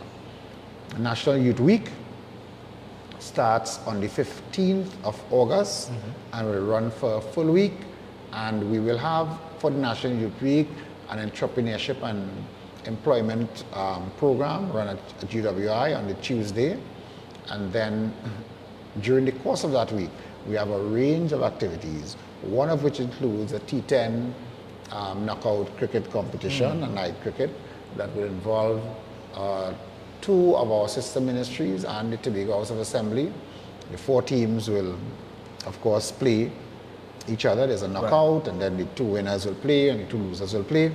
I'm confident the Ministry of Youth will be successful in that T10. Right. Yeah? So this is employees of the ministry, not...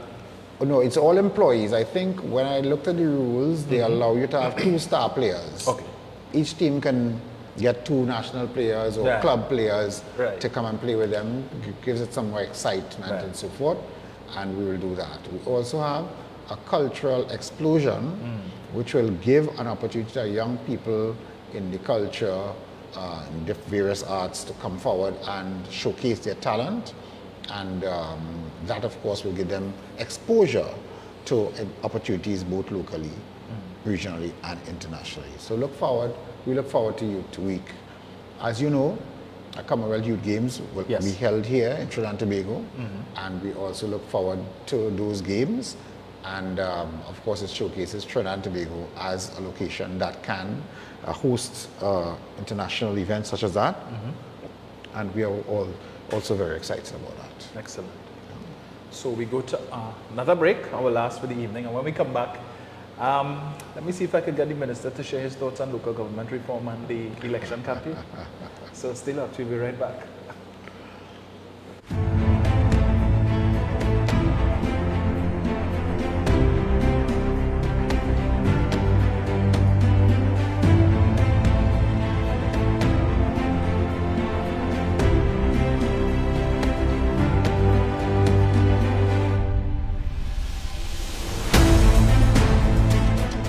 Are you stressed and worried by problems? Then meet Priest Santosh G. Priest is specialized in palm, face, photo, and date of birth reading and gives solutions to problems in marriage, relationships, love, business, job, health, and removes all negativity and bad luck permanently and gives good luck and also gives lifelong protection. Home consultation is done. Call Priest Santosh on 756-8401.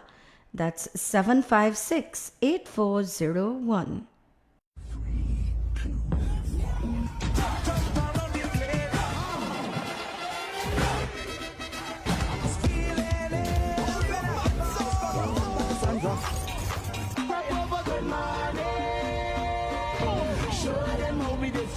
Show them how we did free up. Drop over the blessing. Feeling a vibe. We knock outside again. Do this so nice again.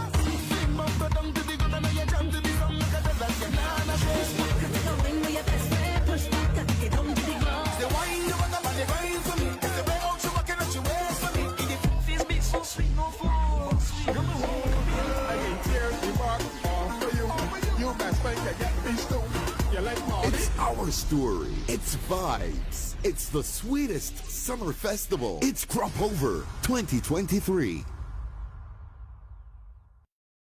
Green Dot continues to deliver internet connectivity to a wide range of communities in Trinidad. With our combination fiber and wireless network, you get the service you need wherever you live. Stream your favorite shows, enjoy online tuition, stay in touch with your work team, and connect with friends and family with internet service at a price you can afford. As communities continue to grow, we continue to deliver. Call 224-GDOT or visit gd.tt today. Green Dot, improving and simplifying lives.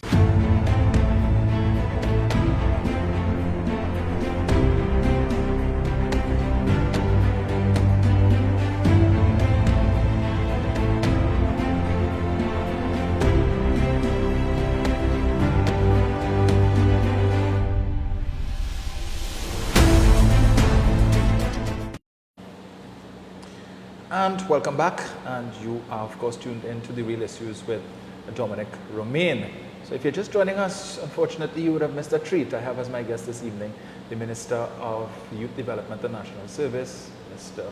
Foster Cummings, who's been sharing quite a bit of information with us, and based on the feedback that we're getting from social media, those of you who are viewing us on the stream, the information is being well received.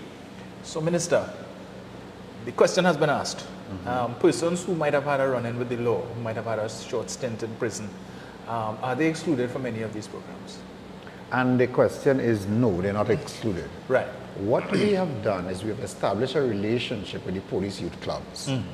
Now, persons may not know, but the police youth clubs have been doing a remarkable job in many communities. In my own community of La Hoqueta, we recently resuscitated the police youth club there. We also have a police youth club in Greenvale, which has been doing a remarkable job. And so we have established a relationship with the police youth clubs that have a network across the country. And for many of our programs, we have asked them to submit applications from their network into these programs, because they also do a lot of social work and community work with persons who may have had a brush with the law in the past. we have also been talking to Vision and Mission, so that no, they're not excluded if there are persons who may have had a brush with the law before, and they now want to improve improve their life, access training, and get into productive activity. Yes. We are certainly not going to close the door to that. Excellent. Right? And because the intention is that we would want them to become productive citizens of the country. We're not going to park them on the side and leave them vulnerable to as repeat offenders. So the answer is certainly yes. We will find a way to accommodate those who want to develop themselves. So no room for idle hands? Oh no, not at all. As I said, there are sufficient programs and a wide range. If you're not interested in A, then you have B, C, D, E, F, G, etc. That you can get involved in. And we have something for almost everyone at the Ministry of Youth Development and National Service. So before we delve a little bit into the politics, just to come back, the grant funding program, how does one access that again? You apply to the NEDCO. The application, NEDCO will be administrating this program on behalf of the government. So you have a business idea, right? You want to sell bottled water, and you go with your idea to NEDCO, and they will sit you down with their professionals and help you develop a business plan. And after you develop the business plan, that will indicate how viable this thing could possibly be. You do the feasibility, etc. And once it is something that ticks the boxes, you'll be able to access the grant. Training will be, you have to do a mandatory training with NEDCO. And they will assign you to a mentor who has experience in that or similar type business, either in retail or light manufacturing or service industry. A lot of people coming into I suspect will be in terms of services, because we are training so many persons and they want to get involved in business. And then once you, as I said, tick those boxes, you'll be able to access the seed grant to be able to get your equipment. So let me give you a practical example. If someone, for instance, did garment manufacturing, and they want to now get involved in business, they will of course need a sewing machine, a serger, etc. That money will go towards those inputs into their new garment manufacturing business. Similarly, in culinary arts, if someone did baking, and now they're so skilled, they want to start to produce and sell hops and bread and cakes, etc. They might need an industrial oven, and that $20,000 will go towards something like that. That is the intention. And it's a grant, not a loan, so you don't have to pay it back. You don't have to pay it back, but if you want to expand later on, you go into the accelerator program, or you access the traditional NEDCO loans, and you can then expand once you demonstrate that you have been doing well. So it's going to be a boost for our small business sector, micro entrepreneurship, and we're going to see more persons getting involved in business, which is what we want to do, because we say at the ministry, we want to have job creators coming out of these, because it's an investment, This is an investment. The country is making an investment. It's your tax dollars, my tax dollars. The young persons don't pay for these programs. It is an investment in them and in our future. So we want returns on our investments. And our returns is a boost in the job market in terms of providing the skills required in the various industries, but more so in introducing young people into business. It helps to stimulate the economy and employ people, create jobs, and and that's what we want to do. Excellent. Local government reform, your thoughts? Well, as I said yesterday, I was in Superior speaking at a youth empowerment symposium put on by the Superior campaign of the PNM. I'm General Secretary of the party, so I move about from time to time. And as I said to them, we all know as citizens that we have to revamp and improve on what local government is in this country. We know that. We live somewhere and we see that we need some improvement in the services that are being offered. And this reform will bring about an executive council, similar to the THA in Tobago, that will be able to make decisions that can then be implemented by those who are employed in the local government system. it'll be an executive council with specific responsibilities as per the law that was passed, and therefore we expect to see improvements. If something is not working properly and you leave it the same way, what do you expect to get out of it? Yes. And therefore there's a bold step by the government. It's a decentralization of authority to the local government system. So that you, within your community, you can then start to look at your school repairs, your road network, your drainage issues, your land and building taxes, and you retain that income at the local level, so you're more readily able to spend it to bring services to the people on a more readily basis. I mean, some people will be happy to say, leave everything as it is. I mean, that's the UNC style. Yes. We are not about that. We are promoting local government reform as a way to improve services in the local community through this process of having an executive council in place that will be able to have the authority and the responsibility to deliver service to our people at the local level. I fully support it. Right. And I know most citizens who are interested in positive development for our country will support local government reform because they know what it means, they understand it's improved services at a local level, and with that in mind, I expect that the country will support the PNM so that we can implement this throughout Trinidad, because we already have the THA arrangements in Tobago. Right.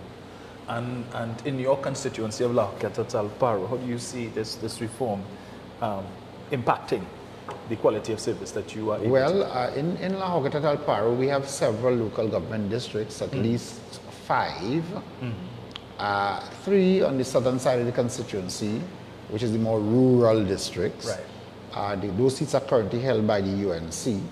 And I, as MP, I have a very good relationship with all of the councillors, both the PNM councillors and the UNC councillors, because I think at some point we have to work together for the common good of the people. Yes. So that we have 2 districts in La Joqueta, one Caparo La Joqueta and one Wallafield La Joqueta, which is controlled by the PNM. Right. And whenever we have issues, we all, we get to the table and try to find a way to solve it. But it is not just the person who is in office, it is the system that requires some revamping. So once we have a more improved system, because sometimes when you have problems, particularly in some of the rural districts, it's a bit of a concern to get them addressed in a timely manner. And you have the corporation speaking about resources and the fact that they cannot get the public servants to act on the decisions that they have taken, etc.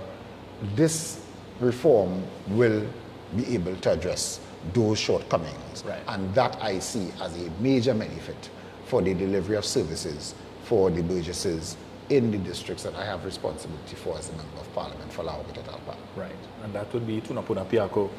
All of them fall, well, there is 2 of them are in the, 3 of them actually, fall in the Couva Tabaki Talparo Regional Corporation, and 2 in the Tunapuna Piako Regional Corporation. Right. I have 5 districts and it's shared in that way because it's a very large constituency. Yeah. Right, from Wallafield to La Joqueta, Greenville, all the way going down to Talparo, San Rafael, Mandunevo, Brazil, Mamoral, Las Lomas. Very large constituency. Wow. Todd's Road, but it has been a learning experience for me. I spend a lot of time traversing different areas, Wallafield in particular, a large farming community. Last week I was in Todd's Road, meeting with a farmer there who was doing the dragon fruit. I don't know if you've ever had it. Yes. But very, very tasty fruit. Yes. Very costly fruit as well. Yes. Not many people do it, so I imagine because of demand and supply issues, it's costly. But he and his family doing quite good. I was so pleased to see husband and wife and children farming together and producing the dragon fruit, and I aim to give them all the support that I can to expand what they have been doing. I was very impressed by it, and I was very happy for the plan that he gifted to me. I hope we'll be able to get a dragon fruit from it. Right. I think it takes about 8 months. Okay. So Okay. I'll make sure I nurture it and water it so I Yeah. can get a dragon fruit out of it. But we support agriculture in a very serious way in the constituency that I represent. Yeah. Most of it is farming. And we have La Horquetta and Greenvale, but outside of that community, a lot of farming taking place Right. in all these southern areas of the constituency. And I know Starbucks has a dragon fruit drink, so perhaps, you know. They might be able to supply There you go. Starbucks. Yes. I would seek to make that connection. Yes. With them. I did not know that Starbucks has a dragon Yeah, fruit yeah, drink. yeah. They do. They do. But I would seek to make that connection. Yes. But on constituency, do you get a lot of local government issues coming to you? Yes, what I do on constituency day is I invite the councillor. I have a roving day. So sometimes I'm in La Horquetta, sometimes I'm in Wallerfield, sometimes I'm in Todd's Road, where I do have a sub-office in Todd's Road as well. So depending on where I'm meeting, I'll invite the councillor if they're available Yeah. to join with me so that when people have local government issues, we can seek to address them one time. Right. And that has worked out quite well. And I intend to continue, with that model. Right. Of having these office days that will involve local government people as well. One of my local government councillors who's returning, Derek Laguerre, is very enthusiastic about farming himself. So he gives a lot of assistance with the farmers who want to get involved in farming and looking for their services. We have collaborated with the Agricultural Society of Trinidad and Tobago as well to offer support to people who want to be registered as a farmer. We have had at least 2 sessions with the farmers out in Wallerfield. We're trying to get their security of tenure, their leases renewed. Right. And we're in discussions with the Commission of State Lands and the Ministry of Agriculture and State Lands to make sure that we give them the assistance that we can, because they need their security of tenure in order to access funding and so to expand their operations. Right. And that's the kind of support we have been giving. Okay. Excellent. Yeah. So you can look forward to great things coming out of La Horquetta Tal Paro. Right. But is that before? Where can persons get more information about all that you shared with us this evening with respect to? From the ministry, firstly, the ministry's office is at the corner of Elizabeth and Tragrit Road. And you can visit the ministry at any time. We have a cadre of youth development professionals there who will be willing and able and ready to speak with you and give you all the guidance that is required. If you have access to internet and you want to go on our website, you can also do that, and you'll get up-to-date information on our website. As a matter of fact, most of our applications to these programs are done online. But on the website is www.mydns, that's www.mydns.gov.tt. And you'll get a lot of information there. You can also apply for the programs online, or you can visit our Facebook page or our Instagram page, and you will also get information there. In addition, we have several district offices across Trinidad that will be able to give information to you in San Fernando and Point Fortin, etc., and in Shawana's. And of course, you can call the ministry, or you can, send me a message on my Facebook page, and you will be responded to accordingly. Okay. Very accessible and very available to be of service to the young people of Trinidad and Tobago. So there are persons who have children who are listening to the program. You can also log on and share that information with them for their benefit and the benefit of their friends. Yes. Jack is back inconsequential, or much ado about nothing? I have a different approach. I try to remain very focused and not distracted by things. I contested a constituency called La Horquetta Tal Paro, a very heated contest. Yes. And if you observe the way I campaign, it is more of saying to the community what I am going to do or propose to do, or what benefit electing me will bring to you, and you can look and observe what I've been doing. I mean, I spent the last 2 hours with you saying to Trinidad and Tobago, this is what we have been doing as the Ministry of Youth Development for the young people. Measure it. It is there.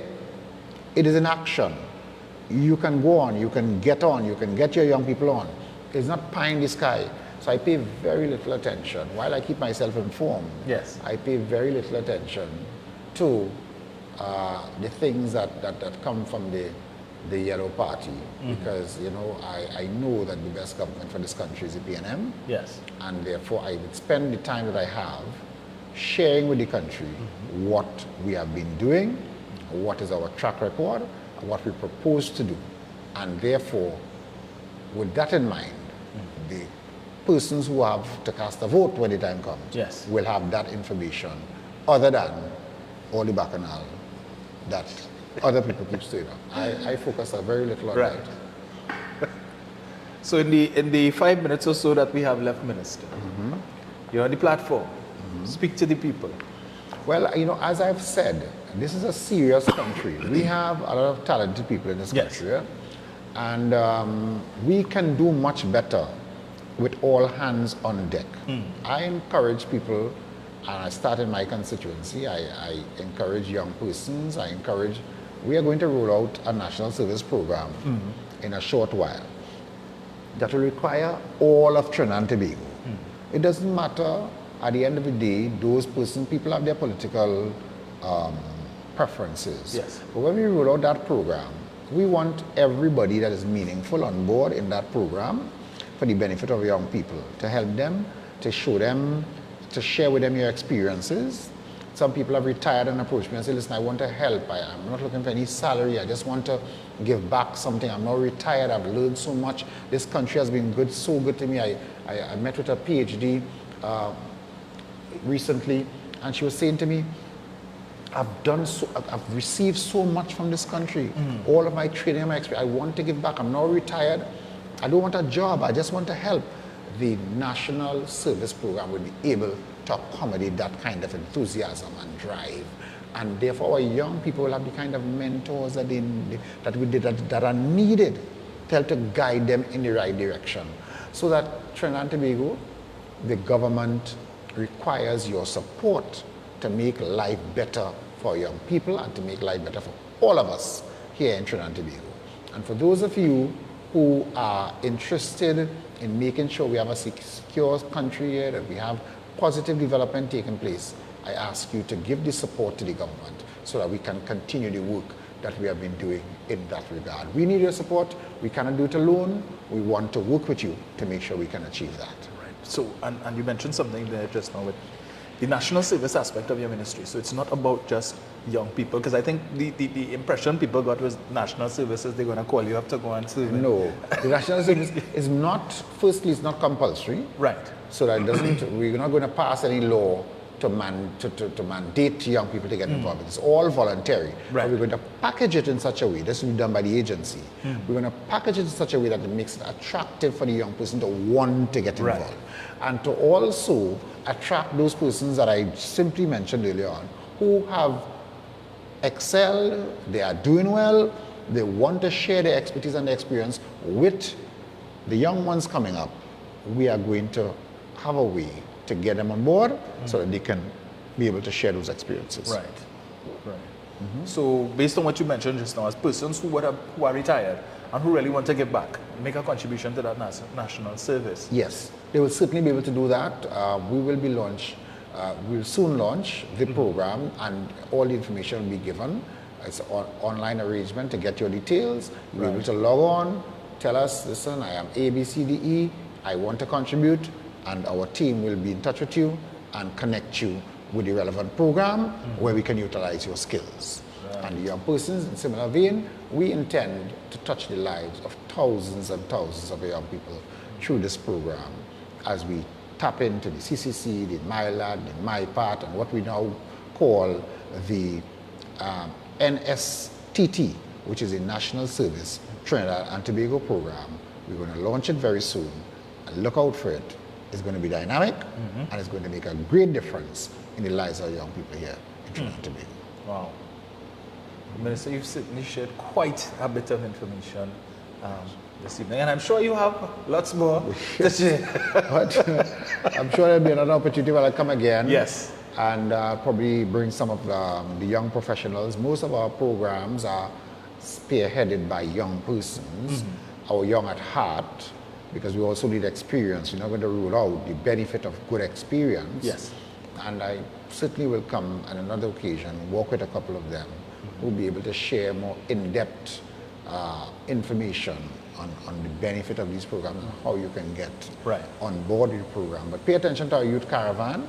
As I said, we roll out into Maruga community on the 5th of August, and we will be taking the range of government service programs to that community to get our young people there on board. And these caravans allow for sign up one time? Yes, you can apply on spot. And we intend to have a rollout of 2 caravans per month. So anywhere between 20 to 24 of those programs will roll out each year. So look out for them in your community. We'll be coming to you. Are there any documentation that persons are required to work with to sign up for these caravans? Well, I mean, you work with your ID. Your national ID is important. Right. And that will do the trick. And you work with your interests. And once you demonstrate an interest, we are interested in pointing you in the right direction. Right. So that's what we're doing, Dominic, and we thank you for the opportunity to come and speak to the country through your program, through SynergyTV here. I was pleased to come and have this discussion and to share with the national community what the government has been doing in terms of youth development in this country. Yes. And again, thank you to all the listeners for giving us the attention this evening as we share the youth development initiatives of the government. Yes, and we are truly appreciative for the time that the minister has spent with us.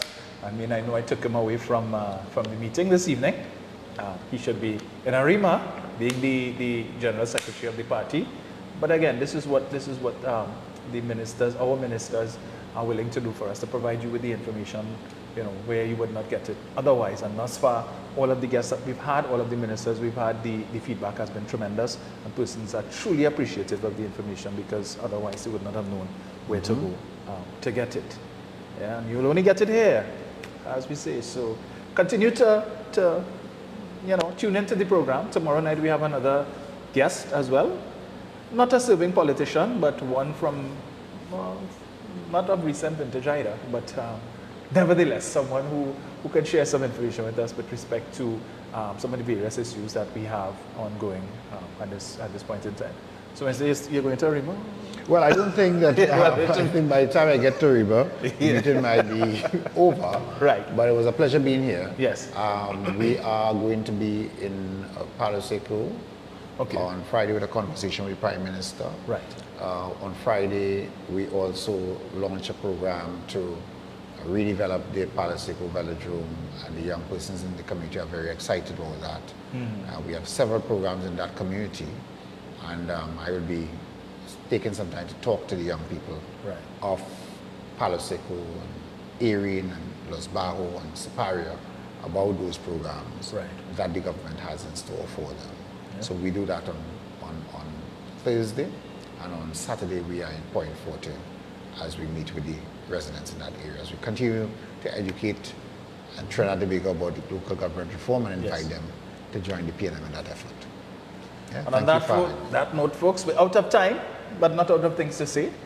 But join us again tomorrow night, where we'll have another informative program, and I trust that you would enjoy our guests. Again, I would leave it question mark until tomorrow, to make sure that you all tune in.